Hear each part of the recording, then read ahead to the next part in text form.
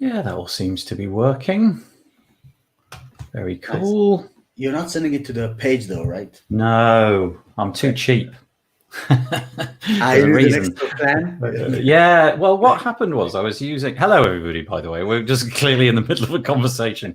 The app that I use, as I seem to mention at the beginning of every episode, is StreamYard. And they have... I linked it up with a thing called Restream. And Restream allowed me to send it off in all directions, but it was just a couple of little technical problems. So the plan that I was on with StreamYard only allows for 2 connections. So it goes to the Facebook group and the Facebook YouTube channel. Sorry, the Facebook YouTube channel, the WP Builds YouTube channel. So anyway, that's where we are. Hello, everybody. Sorry, me and Vito obviously having a bit of a natter.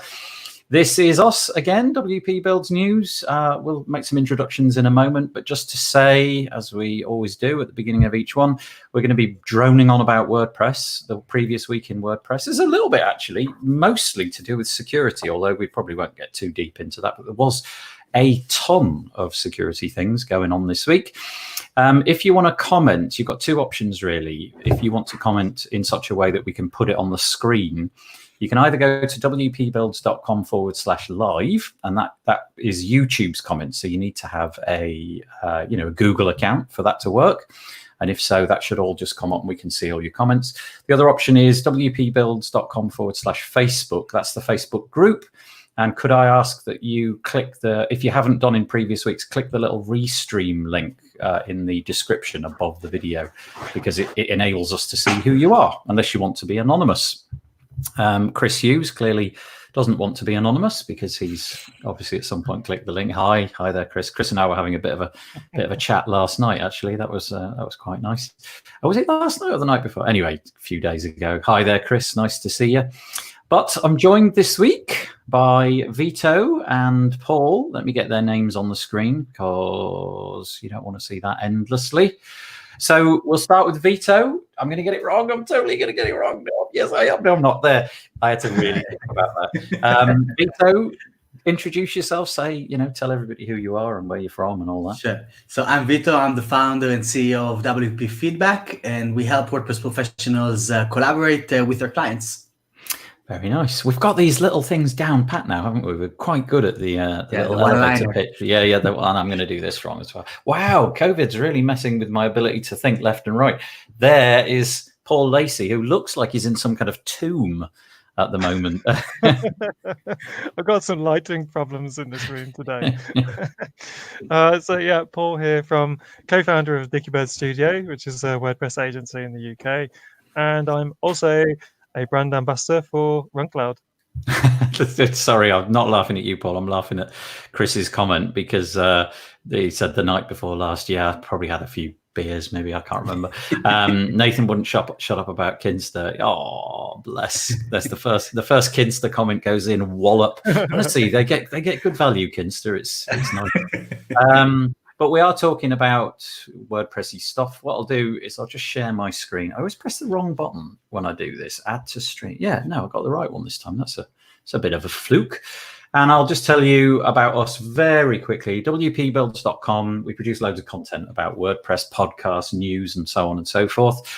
Click this button at the top. This is the subscribe link. That enables you to we'll keep in touch with you when we produce new content. This form over here, this blue one, lets you know when there's new WordPress deals. I don't really hammer that list. Honestly, I hear about quite a few deals and I don't really repeat them. But if you want to find out about WordPress deals as I hear about them, just go on that list. Things like, favorite podcast player. This is the Facebook group link. If you're not in there, go for it. Very polite, very nice little group. We've got a giveaways link. This giveaway, when does this one run out? In a few days' time. Michael Short was kind enough to give us 5 WAS Pro licenses. And if you click on this button, it's one of those viral kind of things it's done. But with Raffle Press, you can win one of those. wpbuilds.com/deals. Over here, you've got like a whole ton of searchable, filterable deals that plugin founders and people have kindly donated. And they're available 24/7, 365 days of the year. And last, but by no means least, got the old archive. And today it's sheep. I love that picture. I think that's great. There's nothing quite so funny as looking close up to a sheep's face, I've often found. What was the point behind? Like, how do you justify the sheep or the frog? No, there is no justification. I just got bored one week and thought, right, we put animals in. Oh, look, we've got a broken link. But ducks, kangaroos, loads. I'll tell you what. I'm going to have words. I'm going to refresh this and see if it comes back. It's coming off Smush's CDN. Oh, there you go. Quick refresh. Seems to have brought them. Oh, there you go. They're all back. So it's just a bunch of animals. And each week I sit there and think, what animal haven't I done? And I just looked out the window and there was some sheep. So I thought, well, we do sheep. And that's what we're on about. And we're on about this one, this particular post. And it's here. So we always bulk our news up into different sections. And first one this week, WordPress core was Justin Tadlock getting a little bit, I think, possibly a bit fed up with people telling him to stop writing about the block editor because he sort of starts off. It was, how to describe it, not confrontational, adversarial, but it was pretty clear that this article was written in response to people who actually thought it was okay to say, can you stop writing about the block editor? To which his response was, well, not really, because this is what we've got in WordPress. This is what's going to happen. He likes it. Blocks are here to stay. He loves blocks and so on and so forth. So I thought I'd include that one. But man alive, did it get some comments, 74 comments, which is it's a pretty large amount for the tavern. You don't often get them kind of ramping up quite as many as that.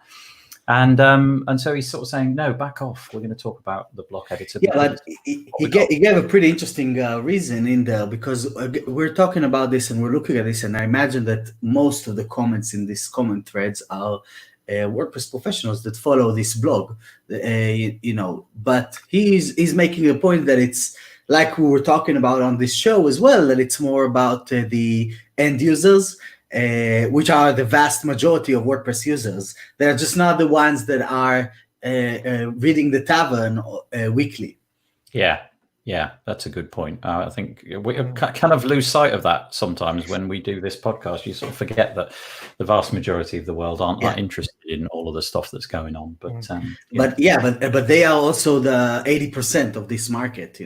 Yeah, possibly even higher. So interesting. Probably.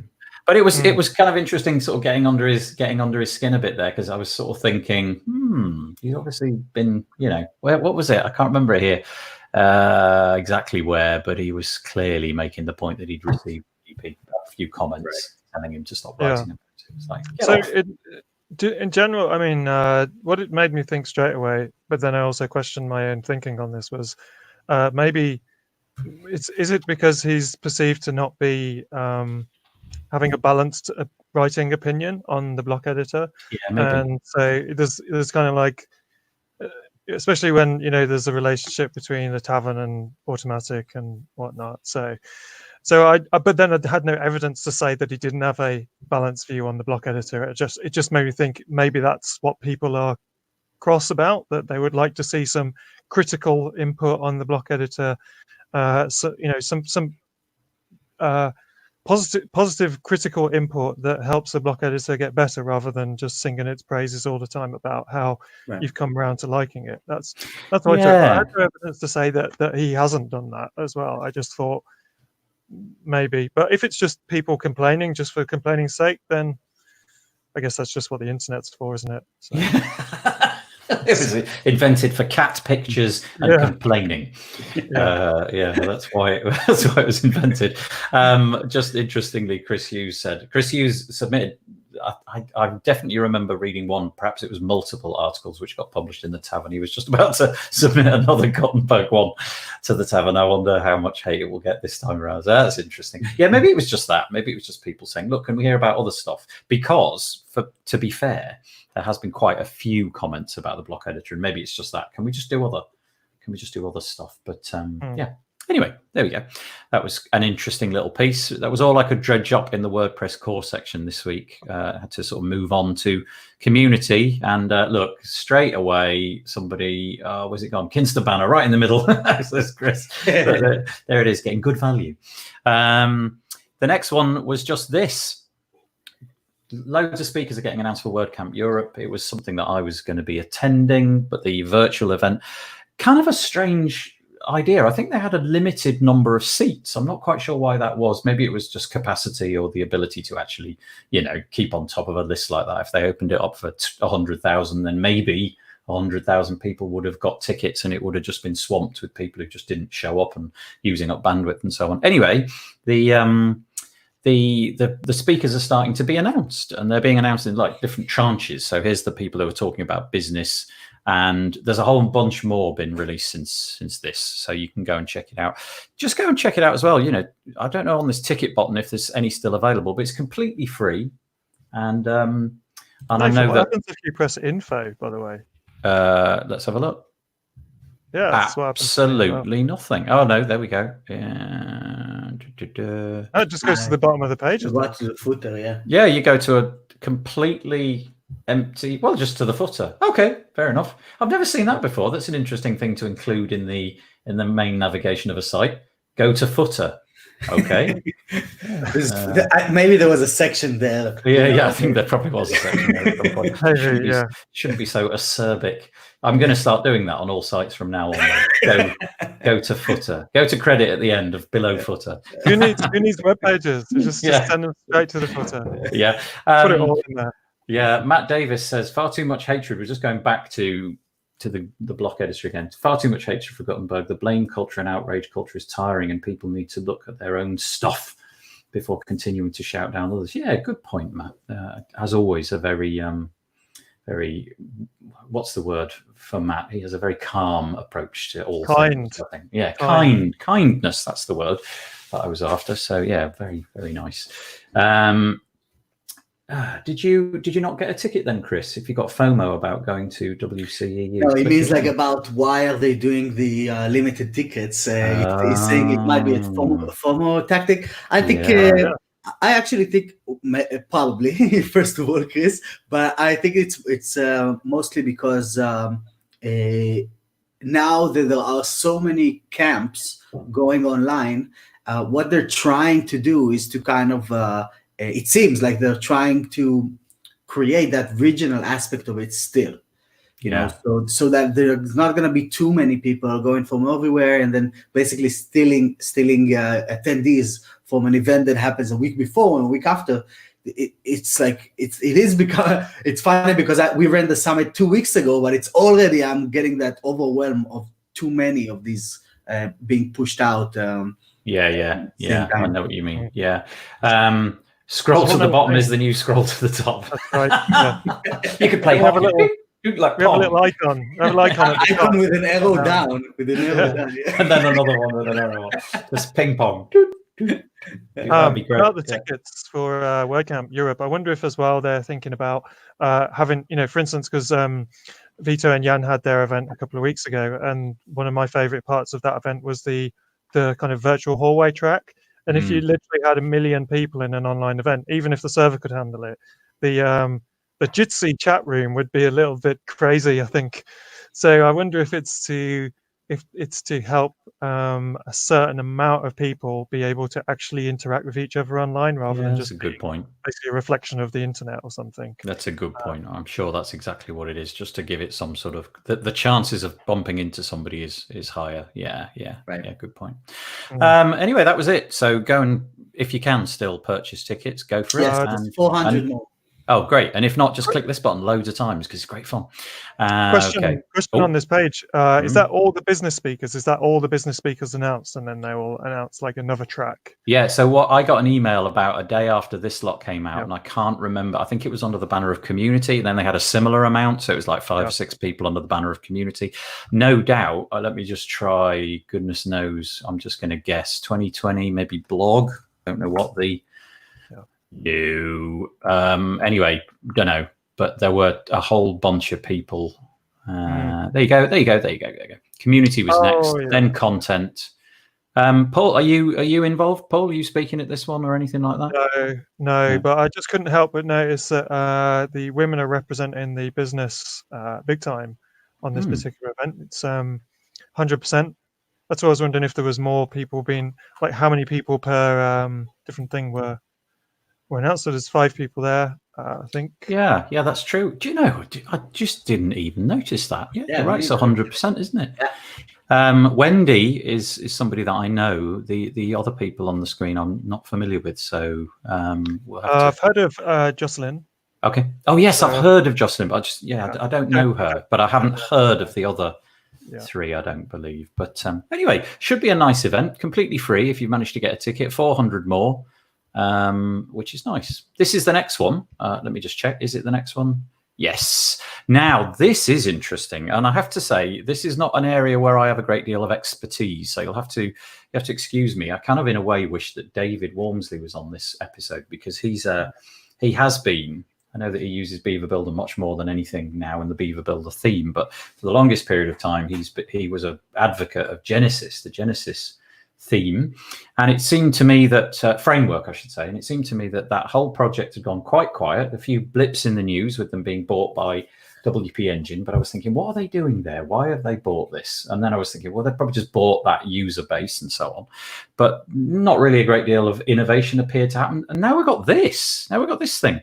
Genesis Pro. Okay. Now, at the moment, you need to be a WP Engine subscriber. And if you are a WP Engine subscriber, you still have to pay. You have to pay an additional $30 a month or $360 a year. So that's a saving of exactly naught if you pay up front, which I thought that was an interesting marketing decision. But then hopefully in the future, you're going to be able to do this just on your .org website, nothing to do with WordPress on WP Engine. There's a little video here explaining what it is, but there's a whole ton of interesting stuff that they've thrown in. They've got a block library of 17 custom blocks. They've got 22 page layouts, 38 customizable sections. They've got a permission system, which I presume they have built. So each block can have a user role permission. So this block may not be, isn't it? That's not a nice idea. This block may not be edited by anybody below admin. Brilliant. So kind of breaks the page up, right? This bit's for me, this bit's for you, this bit. I don't know if that's on a user basis that allows admins to set editing permissions on a per block basis. Don't know if that's per user or user role. And then a whole bunch of other customization options. And you can see here, you can see what it looks like. Now, interestingly, in the video, if you watch the video, right up here somewhere, it talks about the Genesis page builder.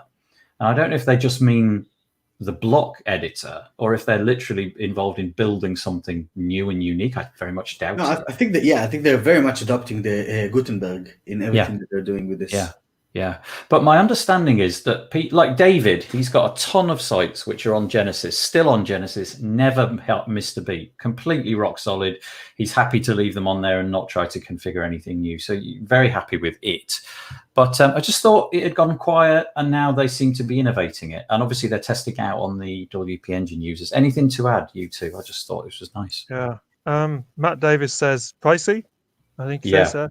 Yeah, so that's what I agree with. That first of all, let's go to positives. Okay, so the positives are it looks great, and the permission system looks great, and everything, and the layouts look wonderful, and everything. And the next thing to say is all Genesis professionals, you are now Genesis amateurs unless you use this. Yeah, so that's right. Yes, you're not a pro anymore with Genesis unless you use a drag and drop interface. It seems like suddenly the completely wrong way around for the history of Genesis.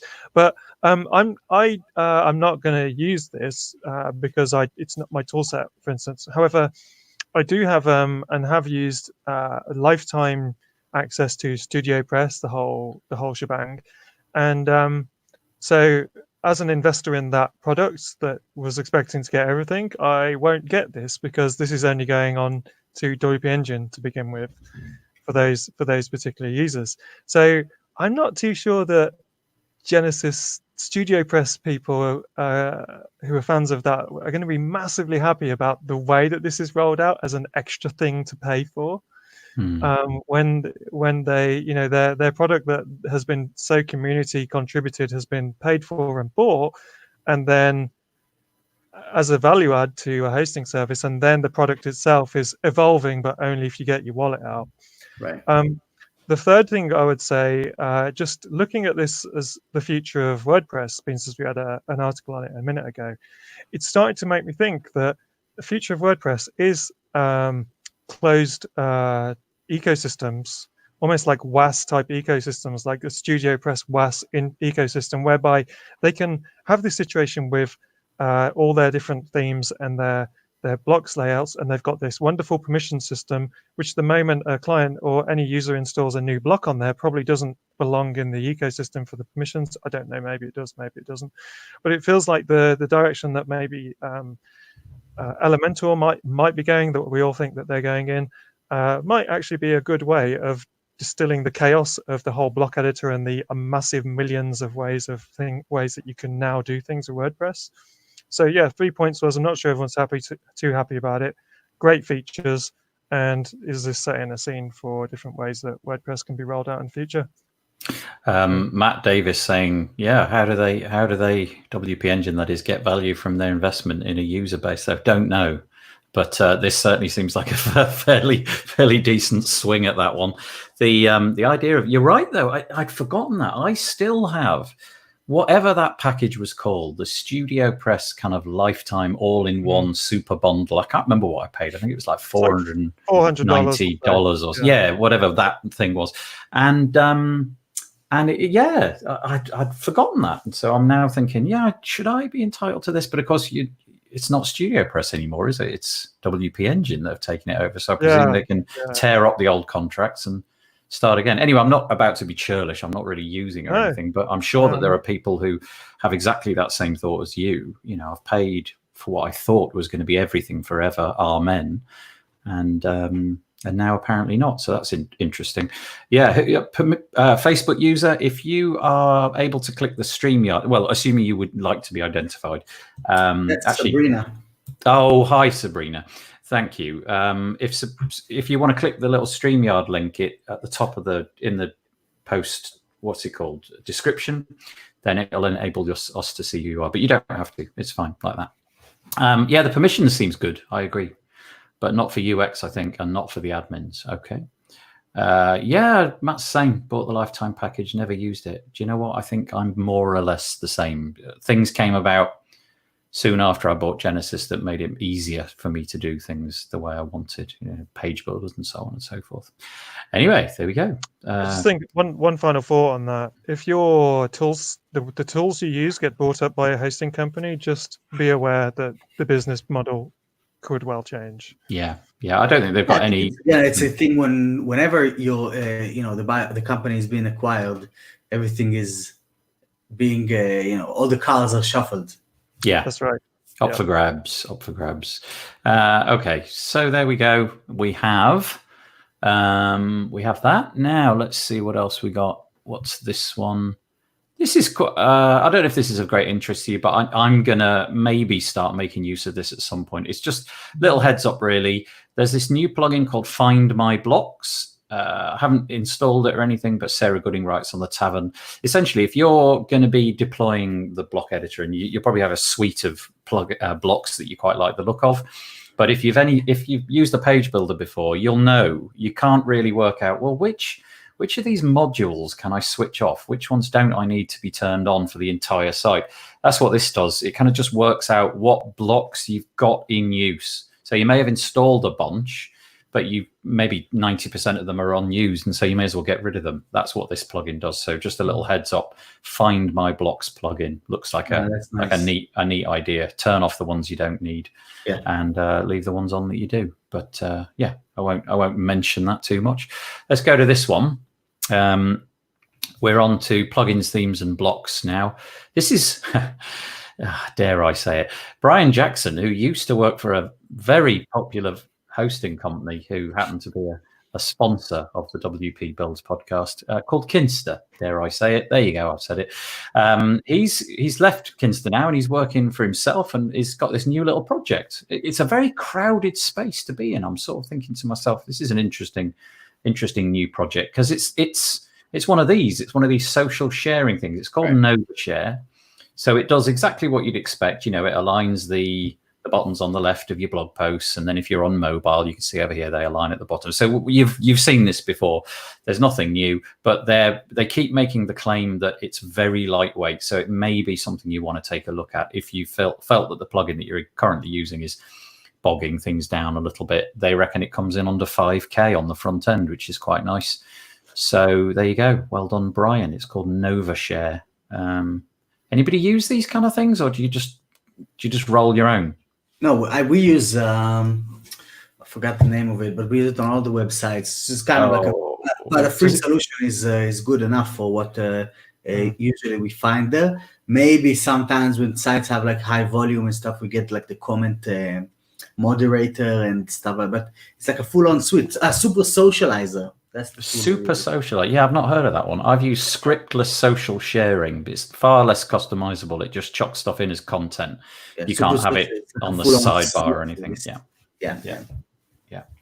But yeah, like if it's there's a market, so might as well, if he's got a better solution. I don't think there's been any innovations in this category in a long time. It seemed like. Yeah. Matt says, I quite like Brian's plugins. They're always lightweight and do exactly what they say they will. Well, that's good. Thank you. That's good to know. Matt, going back to the discussion we had just a couple of minutes ago. Hey, Matt, do you just want to swap places with me? Because you just keep appearing over my face. Yeah, because if I do that, and then, Paul, if you crouch down just a little bit. I think I should just be in the comments and there you go. Yeah, there you go. That's a great hat, Matt. That's a cool hat. Yeah, that is a nice hat. That's a Mr. Robot hat, isn't it? He says, though, joking aside, I always worry when there are acquirements or investments, especially VC funding, that prices will skyrocket. And there's an example, Oribi analytics tool, don't know that one, went from 75 million for 5 sites, 75 million, $75 a month. 75 million, 75 million for 5 sites to 399 million for one site. Yeah, that is a big, wow, that's a lot, like 4 or 5x just overnight. Wow. Matt also apologizes, and that's the sort of amount that you are now permitted to write, Matt, because it doesn't in any way. StreamYard should deal with that. In fact, it's interesting. Look, if I put Mac's comment back up and I display this view, it's not quite so invasive. But if I go to that one, it just totally scrubs you out, Paul. Sorry. Anyway, there we go. I am enjoying. I can pick my nose while that's on. That's a good point. So there we go. NovaShare. Keep your eye on that if you're into social sharing. Look interesting. Like I've not still yet haven't found my perfect social share solution, and I did have one called Social Pug, which I think is now called Grow. If that got bought out and rebranded, but I've kind of decided not to continue paying for that one. It's the admin screen's gone crazy with the new brand and everything. And so I'm looking again at that scriptless one, but this NovaShare looks like if you wanted premium features and you wanted lightweight, then this one could be it. The other one that I look at from time to time is shared counts, because it's actually coded by 2 people who are super well known for being really good coders. Who is I figured the guy's name is like a Genesis legend, and Brian Gardner. No, he's more of a developer who wrote some scripts and stuff like that. Okay, no, I can't. I'll tell you in a minute. Yeah, he's one of the I've got him up here now. Hang on, here it is. It is Bill Erickson. Okay. Yeah, that name rings a lot of bells. Yeah, Bill Erickson created a plugin that's totally free called Shared Counts. And that's the other one that I would kind of trust for. That's the interesting part, because this seems like a free solution, I don't know. Maybe that's how I would perceive a social share. I don't think I ever paid for a social share plugin. Shared Counts. Let's see if is it this one, the one that you're talking about? Nice. You're happy with that one, are you? I used it for a while. Jared's from WP Forms and so on. Yeah, as well. so 2 quite well-known, well-respected developers there. Yeah. So that's one that I've looked at, but I really like the idea of this NovaShare one. But it's whether or not I would buy it. It doesn't really matter. It's whether or not people in general will buy it, like Vito was just alluding to. Yeah, it does seem like a tricky one to get into, doesn't it? If you're going to go into something you would imagine the best bet is to go into something which is, hardly been innovate, in other words, but doing something. There's always slices of a pie, though, right? This is the one that I've used quite a bit. I quite like this one. It's just called scriptless social sharing. There's basically no settings. You can just tick some boxes as to what your social channels are, and that's kind of it. But I like it. It works. Yeah, it works well. So, okay, let's move on. Next one that I've got is Toolset. I know that Vito, in particular, of us is a fan and uses Toolset.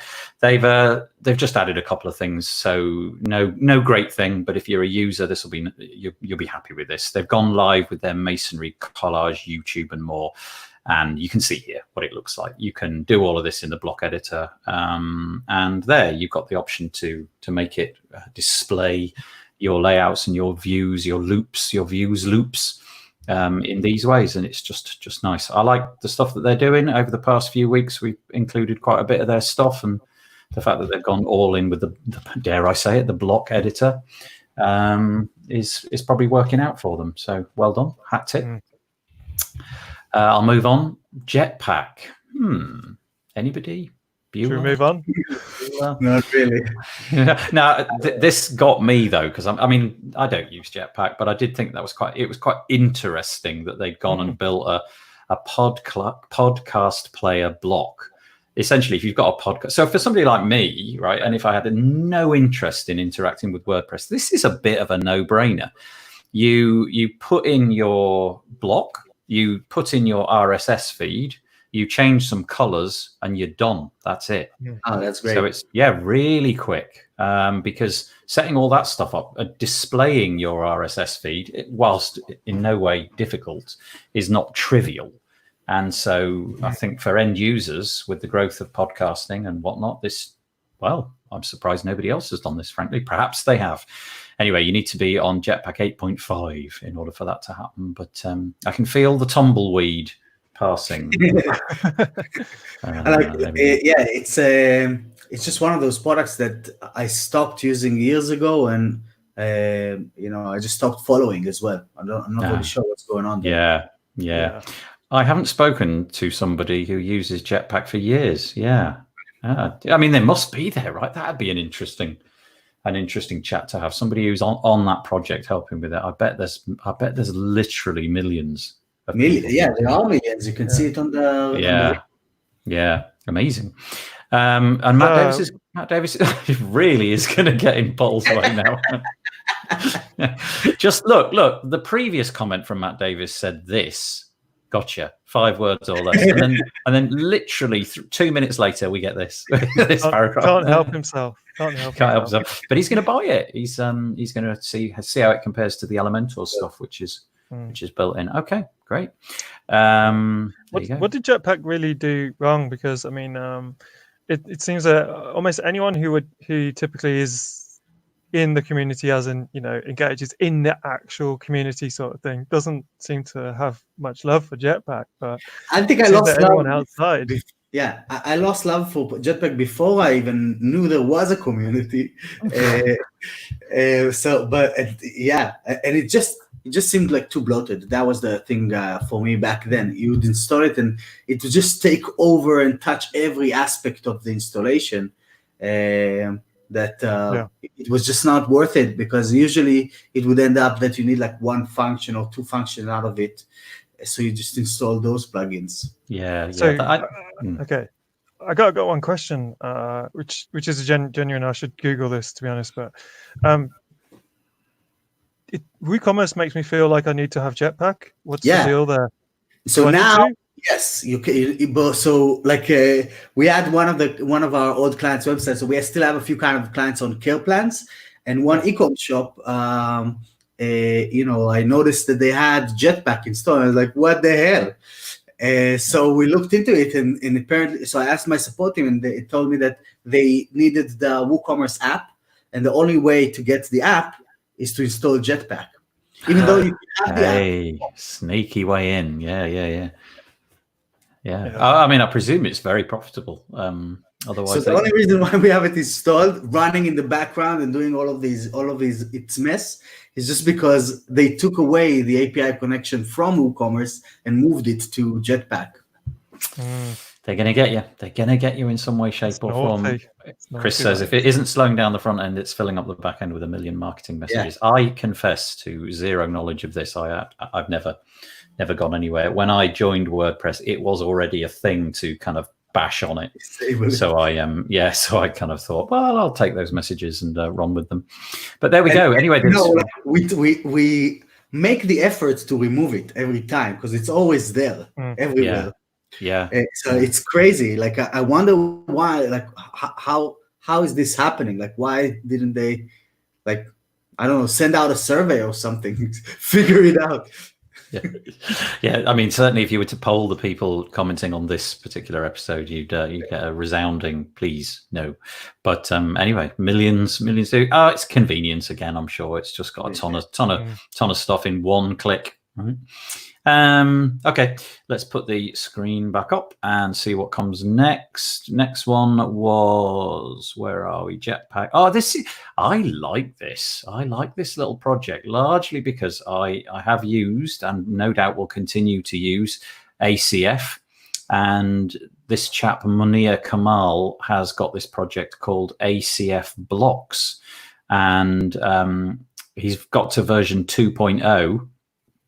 And I'll just read the stuff from the top. Over the weekend, Kamal released version 2.0. It's a project that creates a suite of blocks for the editor, 18 custom blocks in its free version and 15 more in the pro version. It's completely dependent on ACF Pro. So, if you haven't got ACF Pro, you've got no need for this. But it sort of tightly integrates your ACF experience with the block editor in the same way that I guess page builders have been doing. Beaver Builder works very well with ACF, as do, I'm sure, Elementor and a whole suite of others. And so he's building this stuff with predefined layouts into the block editor. And the free version looks pretty sweet. Now let's go down. There was a whole... where have they gone? There we go. There's a list. So it's things like scrollable image blocks, toggle blocks, image sliders, post block, testimonial block. And obviously you'd set all that up in the ACF, your metadata. And you're away to the races. Nice. I like it. Nice little innovation. Yeah. Anybody? I haven't tried it, but I've always been interested in this project. It does interest me because I like the concept of ACF type blocks more than so that for someone who isn't a React programmer can at least understand how the thing's working rather than it being a complete mystery. So I would feel more comfortable with this than investing in a big block pack or something. So yeah. I agree. Totally agree. Yeah. Okay. Matt says, how many times do I get... Well, no, he doesn't. He says something like, do I get paid per mention of the word block? Yeah, it would seem. That's how it goes these days. I suspect I say more blocks than the founders of Lego. Right, next one is our friend David. Sorry, Vito, say again. With Lego, it's all about the system. They have their, never mind. Yeah, you don't know. It's so Vito, easy. Lego is a toy. You know it's a toy, don't you? No, it's not. It's not. That's what they want you to think. That's what. Yeah. You can go to Legoland. We've been to Legoland, and my kids love Lego. They built a marble run this week out of Lego, and the amount of stuff that you can do with it is very cool. Right. Anyway. David Von Gries, friend of the podcast, has this plugin. Not only has he got Page Builder Framework, but he's got Ultimate Dashboard, which is a way of customizing your dashboard. It integrates with your favorite page builders. I think it's Beaver Builder and Elementor currently. But he's got this sort of admin page now. And the idea is that you can create top-level admin pages. So like this one here. And then you can create sub pages as well, and you can do all of that with this plugin. So if it's not in your wheelhouse to create this kind of stuff yourself, and you just want an easy solution, I mean, there you go, perfect example of how to use it, right? A contact us page, drop us a line, drop in your email address, a support page. The sky's the limit, right? Drops in the back end on the sidebar, and you're good to go. The free version, you have to go through the sort of HTML-ness of it. You have to set it up with HTML, so a little bit more work required. page title, and so on and so forth, and a few extra settings down the side. But then after that, if you've got the Pro version, yeah, I was right. Beaver Builder, Elementor, you can build these with that. So that's quite nice. Quite a few ways that could be used, I'm sure. I don't ever do anything like that. I have to say, I don't put that stuff in. The most I do is drop a contact form in. But so we actually got a chance to use this plugin just 2 weeks ago on our translation plugin. So we set up like a translation platform for the tool, and we needed to give people quick access to just get to the right translation landing pages, instead of all of the other WordPress stuff. So that came in perfectly. We have like the click here to do your language. You have all the languages, and yeah. So we just made the sidebar redundant and used it in here, because the use case was simple. Yeah, nice. Okay, well, it totally works then. We know all about it. And Matt is a fan of David. Lovely human. He's a good guy. He's a nice guy. Yeah. Okay, good. This is another nice little project by another nice guy, friend of the podcast, Puneet Sarlot, and he's got this ability now inside of PowerPack for Beaver Builder, the ability to, well, it says introducing WooCommerce My Account module and powerful features. Essentially, I expect if you've dealt with WooCommerce, you've probably dealt with like ugly admin interfaces or default admin interfaces, and this is just a nice, neat, quick, simple point click, select colors, kind of way to neaten it up. And there you go. You can see what it might look like. Yeah, nice. It does look pretty wonderful. Yeah. I wonder why it's not in Woopack. Well, that was the bit that I was puzzled with, because when you go to the bottom, there is actually a little promo piece for Woopack. So don't know. Weird. Yeah. So is that a new feature in Woopack that they're talking about? Yeah, well, introducing. It's called the My Account module. So it says. No, I mean the bit about Woopack. Is that a new feature in Woopack they're talking about, or is it just a tutorial? Because it seems like a completely separate thing. Because you got this line going across here, and then to be honest with you, I didn't get into that. I stopped when I got to here, so I'm not sure. But Puneet is on Facebook, so he might reply in a sec. Yeah. Oh, okay. Cool. Oh, let's hope so. That'd be great. He's called Facebook user. He's called Facebook user. Oh, is this German engineering? Yes, no, yes. That's him. The next one down. The next. No, but that was also yeah. Okay. Wow. Perfect timing. I'm here. Okay. Right. So misunderstanding. Apologies for everybody. Puneet. I assumed. Because that's, where are we? Where's the article gone? I assumed because it was branded under here, under PowerPack for Beaver Builder add-ons, that's where we were looking for this module. I assumed it was a PowerPack module. Now I realise that probably not. It's a Woopack thing. Okay. Yeah. Same principle. I read the word powerful and just put 2 and 2 together and came up with 5. Like powerful was then saw it's the PowerPack website, and obviously Woopack's got its own website as well, but it looks a wonderful module. Yeah, the takeaways are exactly the same, right? You can do exactly the same thing, only no longer. If you're going searching for it now in PowerPack, forget it, give up. It's not there. We used the login one this morning. Adrian is hopefully listening to this and probably working with it right now. So nice. It's really cool that we're getting these nice Woopack modules. They're getting better all the time. And great that Puneet just happened to drop in at the exact moment that his name was mentioned. That's a bit of good synchronicity. So go check it out. Woopack, you've now got the ability to make your customers' experience better than it previously was. I'm sure that we can all, because there are 2 things which kind of work in tandem, really, aren't they? This ultimate dashboard and kind of the dashboard here for WooCommerce. It's nice. And we've done that one. That's the generate press one. So I think we can ignore that. Let's then go to deals. I'll just keep this on the screen. You want to go through that? It's up to you this time. Oh, what's that? Sorry, say again. On the private chat, you'll find it there. Oh, I haven't looked at the private chat. Sorry, I never get to look at the private chat. Oh, okay. I didn't even know it's there. Is this? Oh, yeah. WP feedback.co Pro 13.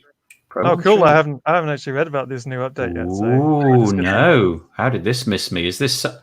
How did this miss me? This is the 7th of May. How did I not notice this? Tell us then. From the I put it together on Friday morning. That's why. Ah, right. Yeah. So basically, we did a bunch of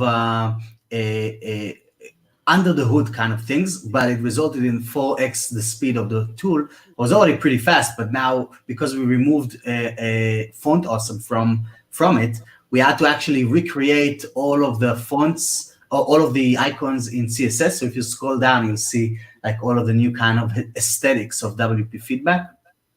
Did it really? It was that heavy, was it? If you took it out, you were able to. It's crazy. Whoa! Wow! And not only that, it had like a lot of people are using Font Awesome, so it creates a lot of the compatibility issues and stuff like that. So now it's gone, and that's pretty much the process that we've been going through all of our biggest problems, and just tackling them or trying to consume the problem on our side. For example, a lot of caching plugins are you need to exclude some functions in order for the JavaScripts to run live.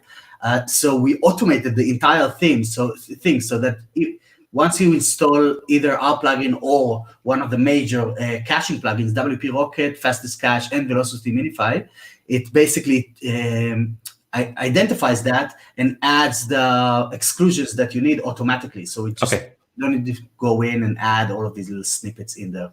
And no more notifications that are coming about the stuff that you did. So what happened is that people were leaving, creating tasks and leaving comments, and you would get that notification that it happened because your user is tagged as to be notified. But we changed the way that it works, so now there is no more created notifications. I'm wondering if this is Sabrina. Font Awesome is a bit annoying. We've also started using SVGs. Okay, yeah. I know that Sabrina's a bit of a fan of speeding up websites and has worked with WP Rocket and so on.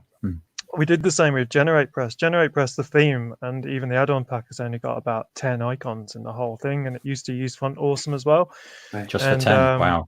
Yeah, so we actually designed the icons for GeneratePress, and there was only a couple of them, and there were tiny little icons, just like the shopping cart one for the WooCommerce add-on and everything. And that was all part of a major performance audit that stripped out tons of huge scripts from GeneratePress. In fact, there was more scripts in Font Awesome than there was in GeneratePress in terms of the pull, the stuff that it was pulling in. Yeah, so it's crazy. It's the go-to solution for everyone, but it is Sometimes someone needs one icon, and I've done it. I've done it all the time, and just choose the icon from the page builder, and you've just pulled in the entire Font Awesome for one. Right.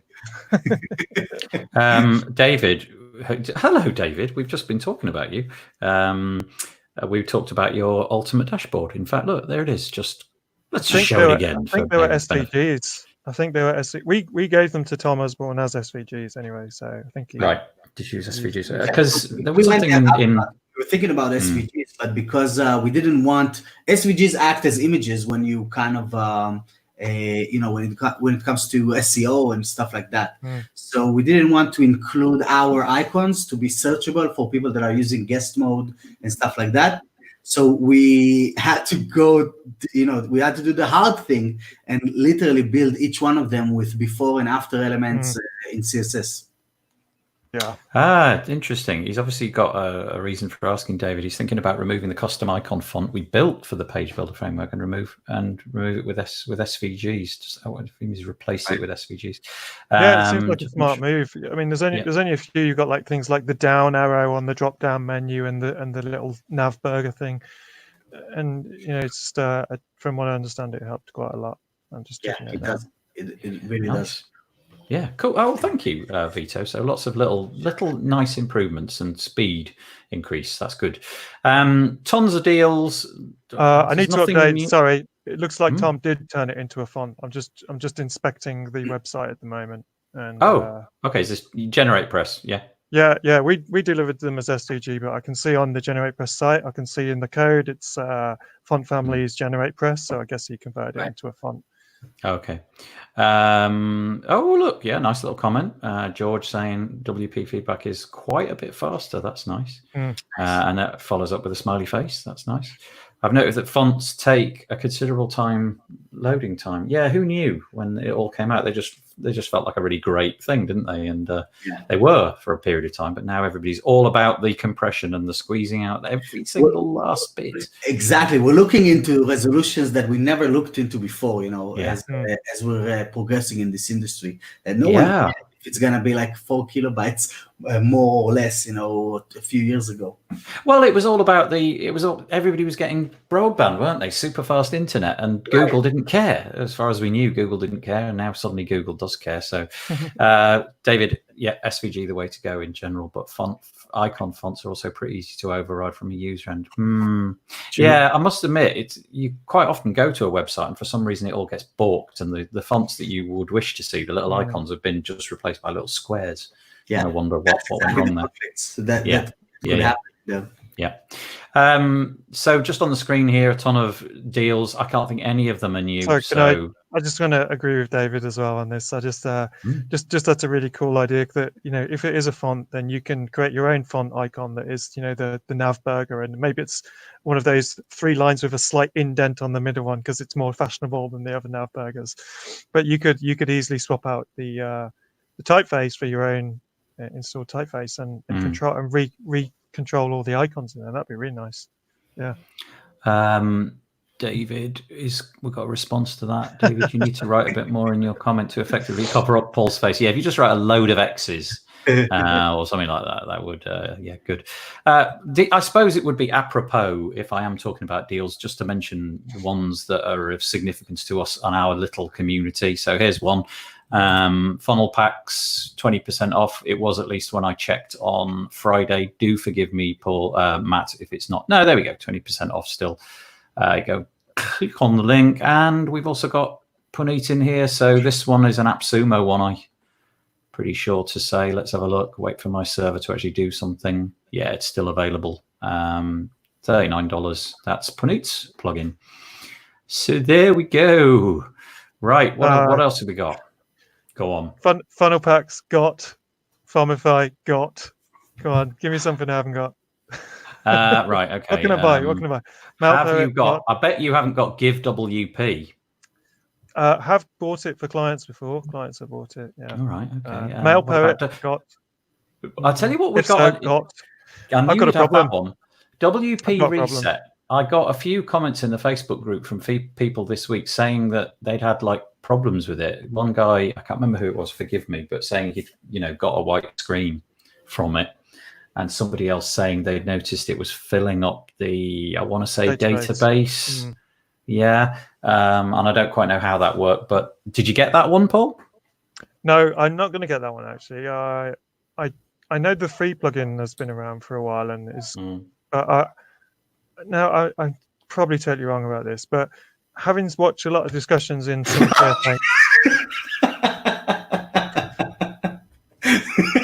watched some of the discussions. So good. Thank you, Vito. I saw that comment. I saw him put the comment in. Sorry, having watched some of the discussions, it feels like I'm just waiting for you to press the button again. No, I'm not going to do it again. It feels like a lot of people have had concerns. I can still see myself with the comment was so big. It was a transparent bit where I could see myself.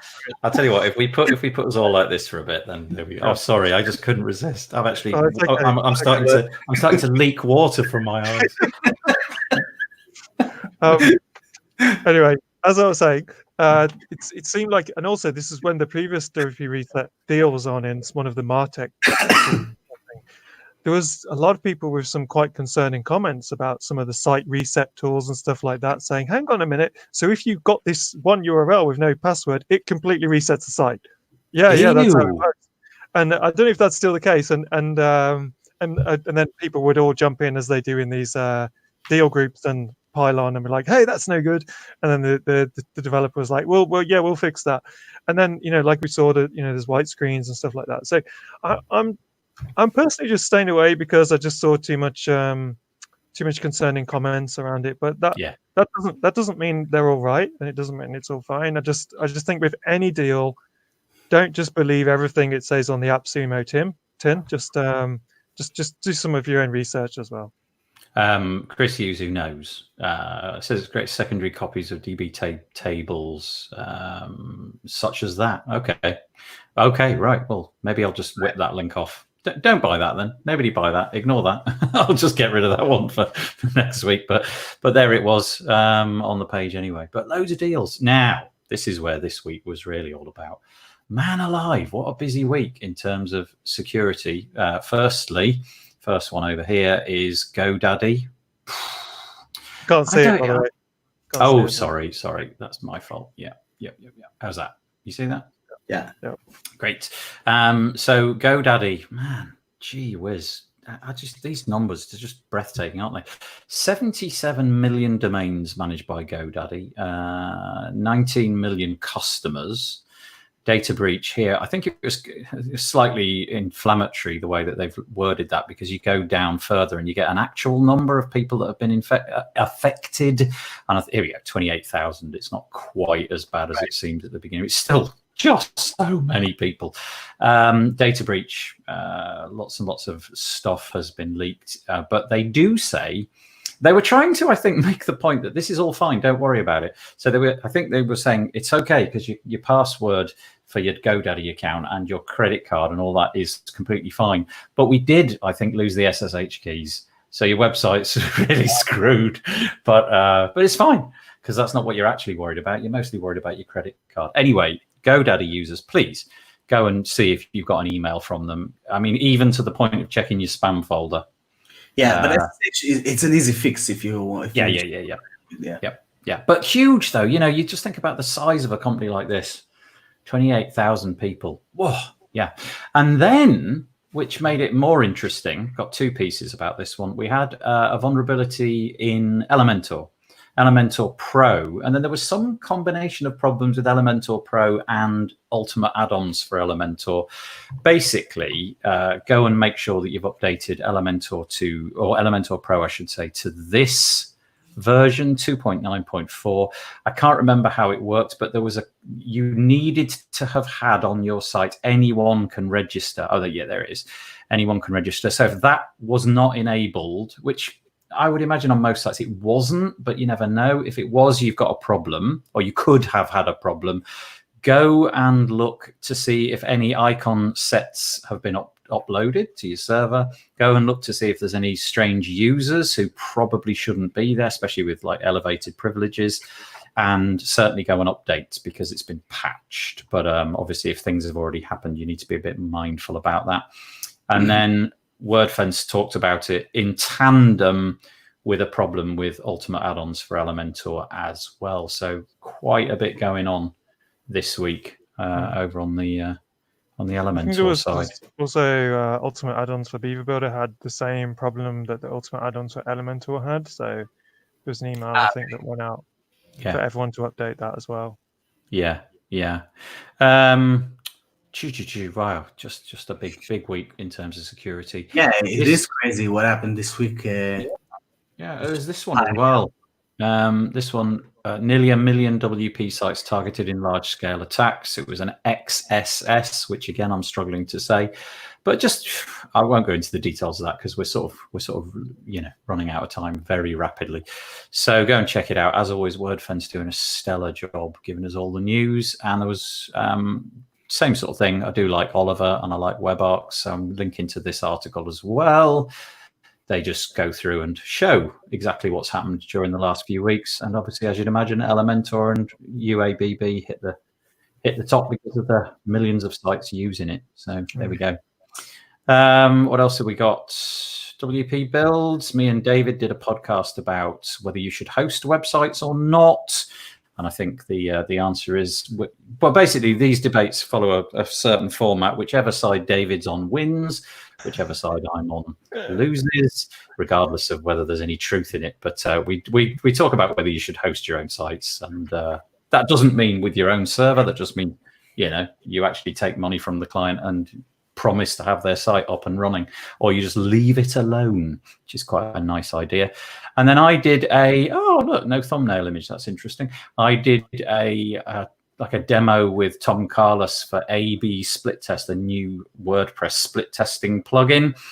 Enables you to do split tests in a couple of minutes with a page builder of your choice. You just log in, go to a page that you've already created, click on an element, change one setting, and you've got your A/B split test done. It's really quick, really effective. Per element, basically? Anything. So it'll do like, hang on, let's go to the website, absplittest.com. It'll do like a button or a paragraph or a background or a menu or an image or a piece of text, anything. You could just like take it works with block editor, Beaver Builder, Elementor, as in you actually, it works within the block control, doesn't it? So actually, so let's say, for example, you're on this page, you click on this button settings, you duplicate it, make the duplicated version blue, say, and then call this one red, call this one blue in a setting, and that you're done. That's it. Well, there is one other step, but you can't, you have to set up a test so that the data can be stocked somewhere. But yeah, it's nice, really nice. And so Tom and I over here had a nice... by the way, you were talking about, I know you had like this plugin that you're advocating for about... this one. Customizing, something pretty similar to this. This one. This is the one. We've been, me and Tom have been droning on about it for ages. And here it is. I mean, Tom is the man, but it's great. You should go check it out. Actually, this video, which is me droning on about it, you can see how it works. It takes a couple of minutes, but I'll be talking more about this because I really like it. Right, what else have we got? No jobs, as you'd imagine. And then I was going to say something about dark mode, but I can't be bothered unless anybody else wants to. Yeah. Should we just end it there? We should just not use our phones in bed, really, shouldn't we? But in the dark. Yeah. Well, that is basically what it's about. It's about people who are kind of waking up their partners and stuff. Because the phone just goes all mental. But I'm a big advocate. I'm a big advocate of dark mode until, for some reason, this week I got really frustrated with something. It was emails. That's what it was. If you get an email in the Gmail app on your Android phone, you've got dark mode enabled site-wide. Mine's a OnePlus phone, and OnePlus have built the dark mode on top of Android, I guess. And emails are just dreadful. There's like loads with dark grey text on a black background. It's like, what? Just can't quite see that. So for that reason, I've kind of switched it off. Right, what else have we got? You mentioned their website's attacked without the anyone can read. Oh, yeah, there we go. Let's put Paul back in the picture. So apparently that's not the case. All right, fair enough. Thank you for that. I think WP Reset has a valid use case. If you're doing some testing, you can roll back to snapshots without restoring a complete backup. Fair enough. Not used it, can't say. But if it is clogging up your database, I might have to consider whether or not that's worth mentioning again. Can we have another? Oh, can we? I haven't got it to hand. Sorry. Oh. And also, we'd need another 30 minutes. Yeah, and also I haven't got a pack of tissues. I'd have to just tear pages out of this book and wipe my eyes. Thanks, Matt. And I think that's it. I think that's probably what we've got. What's happening this week, guys? What are you doing? Anything exciting? In the UK, we're allowed to go out and play sports with our families. So I'm going to go out and play sport with my family. Nice. That's what I'm doing. What about you, Vito? Anything this week? Well, we're still locked inside, cooped up inside for I think until November. My wife is pregnant. So we started talking about this last week. That's been the biggest news, I guess. So we're just staying home until November. Yay! Oh, that's great. Oh, wow. And I guess you'll be, foraging out for little trips to the hospital and food, but that's about it. It's really altered the agenda, has it? That whole thing. Well, I knew for a while now, but we're just couldn't talk about it. You know how this thing goes. So yeah, of course, man. Like this is our plan for 2020 was to get a house and to have a baby, it both happened on January, and then this hit. So the Oh. house is not being built at the moment, and we can't leave until November because we need to be careful now. Oh, yeah. So- Well, stay safe. Stay safe. And whoever that one is also saying congratulations. Thanks, Sabrina. Sabrina. Yay, nice. Paul? Yeah, so last week was Agency Transformation Live, so that was really awesome, and then the week before that was Vito's event, the WP Feedback Summit. So this week there isn't any, so I'm going to try and get some work done. And the other thing is that at Vito's event, I met Raleigh from Codeable. He was a super nice guy. He was on the hallway track almost all the time, and he was telling me about his Garmin fitness watch that has this thing called body battery that analyzes how much sleep you've had, how much rest you've had, how much stress you've had, Nice. all these different things, and then kind of gives you a reading of what your kind of body battery is at any point. So I went and got myself one of those. Nice. Yeah. Lockdown impulse buy. Yeah. It was a lockdown impulse buy. It definitely was. I need one of these. So, like, I remember you mentioned something like that. So, what's the deal with this thing? It's a Garmin Vivo Active 4, and it can measure your oxygen levels, your stress levels by looking at the kind of time in between heartbeats and stuff like that. And it gives an overall picture of, you should maybe take a break for a little bit, and then obviously you've had to sleep, it goes back up, and then if you have a rest or do some exercise, it goes up a little bit. But if you're just sitting still and you're clearly stressed, maybe you're working in front of your computer, it's noticing that and the levels going down. So, but yeah, I ordered this, and it actually came like about a week ago, and the box was empty. The box arrived from Amazon. I was just like, yes! And it was the worst. It was the worst unboxing experience ever. Just like, someone's nicked it. Someone's stolen it in the factory. So Amazon were really good though, and they believed me and sent me another one. So can I just show you my I bought one. I bought the Garmin COVID version. It's completely blank. Nice. Because there's just no need. I have nothing happening. Yeah. The GPS is like sitting at the desk, sitting at the desk, sitting at the desk, sitting at the bed, sitting at the desk, sitting at the desk. So that looks good. I've done quite a bit of impulse buying, I have to say. Yeah. He said very quietly. Yeah. Like say it quietly, nobody will hear on social media. I'm getting I'm hovering over the Amazon button and the other buttons much more than I normally am. Yeah. Just that need to. I've been trying to be good on that end, but just during the last hour, we had 4 knocks on the door for my wife bringing stuff in. So it doesn't really matter that I didn't do any shopping because the money was spent anyway.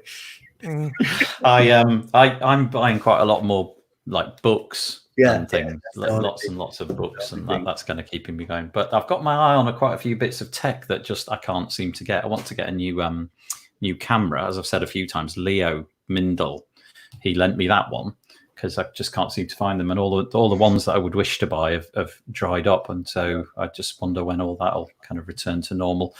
Is that your book recommendation this week? Is that what this is a good book. I don't want to get too political because it may be that you don't like him. He's like a Marmite person, isn't he? It's like people either love Jordan Peterson or hate him, but it seems to make I like that he's open to talk about anything, whether you agree with him or not. I'll tell you what, it's about kind of like things to follow to essentially make you happy, and like you don't have to believe a word of it, but it is interesting because he's obviously thought about it quite a lot, and quite a lot of it as I'm reading it I'm thinking, that's fascinating.